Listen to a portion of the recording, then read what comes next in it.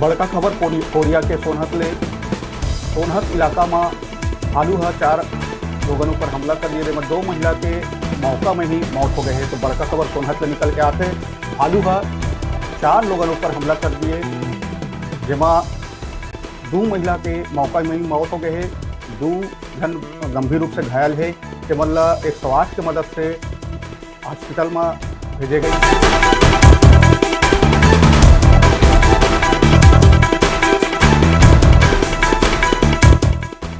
सोनहत के अंगवाही गांव के घटना जहाँ भालू है 4 लोगों पर हमला कर दी, जेमा 2 महिला मन के मौका में ही मौत हो गए है, 2 जन गंभीर है, जिला इलाज पर अस्पताल